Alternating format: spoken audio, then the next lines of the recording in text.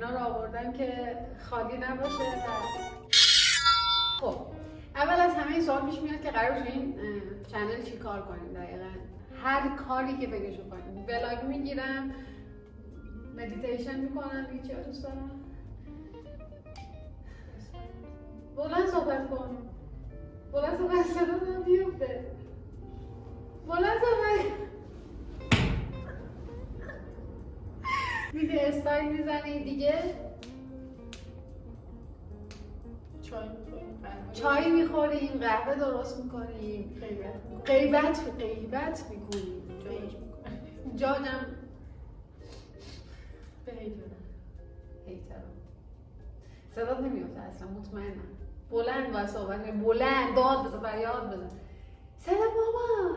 برای کسایی که من نمیشناسین، من مهلا، خواهرم مبینا، اینم پیشیمونه، اسمش لونه است، اینم دومشه. بعد اینکه ما با هم زندگی میکنیم. بخوام از روی خودم بگم، من 24 سالمه، یه ماه دیگه میشم 25 سال. میشه خودت حرف بزنی، شبیه این چیزا شده که میری دکتر بگو تو بگو کجام درد میکنه، بگو دیگه. آردم اینجا هویج باش. این یعنی که من در متولد 83 بهمن ماهی هم. چند سال میشه؟ 20 سالشه. تازه 20 ساله شده. 6 بهمن تولدش بود. من یک اسفندم. 78 ام. من کارشناسی علوم ورزشی دارم و ارشد نخوندم چون دیگه نمیشه خوند اینجا راستشو بخوایم. دیگه مبین دانشجوی گردشگریه، مدیریت جهانگردی و میشه خودت هم بگی یکم بگم چه کارا میکنم؟ آره خواستگاری من بگم. شغل اصلی مدلینگه و تو اینستاگرام هم فعالیت میکنم. یه موضوعی بود این کار 2 روز پیش استوری گذاشتم راجع به این حرف زدم که همه رابطه‌ها یه روز تموم میشه و حالا هر کی میاد که یه چیزی بهمون یاد بده، نیاز نیستش که به همه چی دل ببندیم و اینا. منظور اصلی این حرف این بود که از زمان حال لذت ببرین. حالا توی هر موقعیت شرایط با هر آدمی هستین، از لحظه حال لذت ببرین. چون بالاخره من اینم بهتون بگم که من 7 ساله که تنها زندگی میکنم. سال اول واقعا تنها زندگی میکردم، ولی از سال بعدش دیگه نمیتونستم تنها زندگی کنم. من خونه گرفتم دقیقاً از 18 سالگی و 1 ساله که اومدم تهران با خواهرم خونه گرفتم چون دیگه نمیتونستم همخونه‌ام تموم کنم. و حالا اگه دوست داشته باشین راجع به اینکه با همخونه‌ام یه سری داستانا داشتم و اینا رو براتون تعریف میکنم. ولی خب برگردیم به داستان اصلیمون. اینو گفتم بهتون بگم که این وسط جاش بدیم. به خاطر همین موضوع که من خیلی تنها بودم و حالا تنها زندگی می‌کردم و اینا، هم میدونیم که با آدمای جدید آشنا میشی. یه وقتایی فکر می‌کنی که قراره یه اتفاق خیلی بزرگ بیفته. خیلی دوستم داره این عمرن اگه منو ول کنه، ما با هم دیگه ازدواج می‌کنیم، بچه دار میشیم، فلان از اینجور حرفا. ولی توی همون اوج رابطه که فکر میکنی الان خیلی همه چیز گوگل مگوره، یا یه اتفاق خیلی ناگوار میفته و بالاخره همه رابطه ها تموم میشه. خب اونجا خیلی بیشتر توضیح دادم که قرار نیستش که ما به همه آدمو دل ببندیم. همین که فکر کنیم که الان باید از لحظه حال لذت ببریم، همین کافیه. بعضیا منظور من اینجوری فهمیدن که من میخوام بگم اصلا نباید به اون آدم دل ببندیم و مثلا اینجوری باشه که هر روز باید فکر کنی که وای این آدم قراره بره، وای این آدم قراره منو ول کنه. اکثر کسایی هم که این حرفا رو بهم زدن که تو نمیدونم اضطراب فلان داری، از قضاوت شدن میترسی یا اینا، اکثریتشون، حالا نمیخوام بگم همه، ولی خیلی هم بودن که دقیقاً همسن و سال همونا بودن. منظورم اینه که اکثریتشون سنای 17 18 19 حالا از تینیجرها بودن تا خیلی کم تعداد خیلی کمی بودن که 20 سال 21 سالشون بود و کسایی که ازدواج کرده بودن. توی زندگی من توی دیگه یعنی هممون این موقعیت رو داریم که همکلاسیامون ازدواج کردن، بچه دارن. مثلا همکلاسیای من خیلیاشون ازدواج کردن، بچه دارن، یعنی یه تعداد خیلی کمیشون موندن و حتی همکلاسیای خواهرم هم خیلیاشون هستن که بچه دارن و حالا این سری داستانا.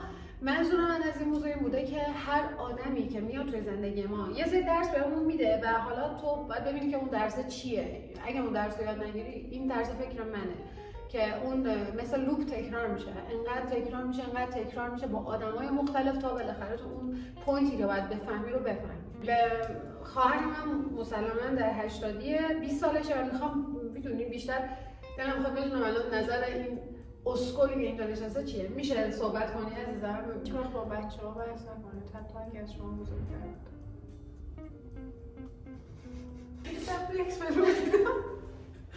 به نظر من هنوز گنگه، هنوز نتونستم خیلی بازش کنم و بیشتر راجعش توضیح بدم. ولی اگر بخواین یه تجربه خیلی خیلی خیلی خیلی ناگواری که توی زندگیم داشتم و براتون تعریف میکنم. بالاخره بعد از اون داستان چی بوده و چرا حالا من الان همچین طرز تفکری دارم. و حالا فکر نمی‌کنم به کتف کسی باشه که طرز تفکر من چیه. تا جایی که بتونم سعی میکنم به همون حتی یک نفری که الان توی دلش میگه کاش اون آدم میشد بهش بگم قرار آدمای بهتری بیان تو زندگیت، قرار زندگی کامل از این رو به اون رو یه جوری که اصلا فکرشو نمی‌کنی. پوینت قضیه اینه که زندگیتون بر پایه آدم نچینید.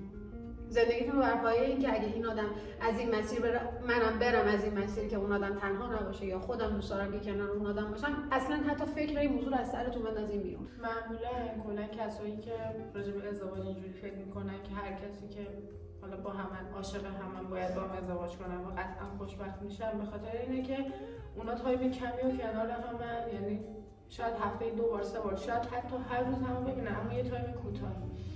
اما وقتی با اون شخص حالا زیر یه سقف میری زندگی میکنی، کامل همه چی تغییر میکنه و مثل میمونه که تو یه آدم رو داری، نمیدونم چجوری بگم، خلاصه اینکه یه رفتاره جدید از اون آدم میگیری. به قول مام بزرگ من همیشه میگه ازدواج هندونه سربسته است. یعنی تو حتی اگر با یه آدم چندین سال دوست باشی، یکی از آدمای نزدیک به من چندین سال با یه آدمی دوست بود و لانگ دیستنس بودن، میتونم بگم یه بازه زمانی 7 تا 8 ساله، یعنی بازه زمانی 1-2 ساله هم نبوده و رفت آمد خانوادگی هم داشتن و شاید باورتون نشه بعد از چند سال با هم ازدواج کردن و بعد از چند ماه جدا شدن. به خاطر یه سری مسائلی که اصلا فکر نمی‌کردن که این آدمی که انقدر عاشق این آدم و حتی بعد از جداییشون اون آدم هنوز، اون آدم نزدیک به من هنوز اون اکسش رو دوست داشت، همچنان بهش فکر میکرد. خیلی عذاب آوره این موضوع، برای همه عذاب آوره، ولی اینکه ازدواج از نظر من کاملا باید یه قضیه منطقی باشه، چون احساس مخصوصا ما خانوما دخترها بالا و پایین داره. به نظر من احساس کاملا وابسته به هورمونه. تو وقتی که دوره PMSی به سادگی احساست بالا پایین میشه، یعنی تو یه ثانیه ممکنه عصبی شی، یه ثانیه ممکنه یک ناراحتی، بعد تو بر اساس اعتماد به این احساسی که بالا و پایین میشه میخوای با یه آدم بری زیر سقف و تصمیم بگیری که با این آدم زندگی کنی. و اکثر آدمایی که اینجوری تصمیم میگیرن خانواده طرف رو اصلا معیار قرار نمیدن، شغل طرف رو اصلا معیار قرار نمیدن، پول طرف رو اصلا معیار قرار نمیدن و طرز تفکرش اینه که عشق باشه کافیه. غیر اینه اکثر آدما رو خودمون دیدیم که الان مخصوصا که سرانه طلاق خیلی بالاه، اکثرا همینجوری جدا دارن میشن، چون از اول نه به خانواده طرف دقت می‌کردن، نه به اینکه سطح اجتماعیشون چجوریه، طرز فکرشون چجوریه و حالا چیزای دیگه. و طرز فکر من رو ازدواج اینه که کاملا باید منطقی باشه. یعنی ازدواج جوریه که اگر احساس کنارش باشه، مثل ادویه یه رابطه است، خب مثل ادویه ازدواجه، اگه نباشه خیلی سخت میشه، ولی میتونی غذا رو بخوری که نمیری از گشنگی، ولی اگر کاملا ادویه بخوری نمیتونی زندگی کنی. و این یه مثال خیلی سطحیه، ولی در این حد در تفکر من راجع به این موضوع اینجوریه. منطقی فکر کن، حتی اگر قراره با اون آدمی که الان عاشقشی ازدواج کنی یه قسمتی از منطقتو بذار، وگرنه اون منطق. ولی خب احساس همیشه غالبه دیگه، نمیشه کاریش کرد، ولی یه خورده منطقی باشه. تو دیگه حرفی نداره، البته هیچ حرفی هم نداره اینجا. بار فکر کنین که فقط من بودم، اصلا جدیش نگیرین. اگر این ویدیو رو دوست داشتین میتونین چنل من رو سابسکرایب کنین که تازه خیلی جدید بود. 2 ساله میخوام این چنل رو استارت بزنم ولی نمیزنم و خب سابسکرایب کنید. من خیلی خوشحالم که واقعا اینجا رو شروع کردم و بیشتر میتونم صحبت کنم، بیشتر میتونم خودم باشم، بیشتر میتونید منو بشناسید، من اصلی و امیدوارم با این نمیدونم چند دقیقه که صحبت کردم جاج نکنین و تصمیم نگیرین که این کل زندگی منه. بیشتر با هم حرف بزنیم، بازم نظری چیزی داشتین بگیم، من واقعا خوشحال میشم که بدونم این ویدیو رو تا اینجا دیدی. واقعا ازت ممنونم. اینو بگو. واقعا ازت ممنونم. بای بای.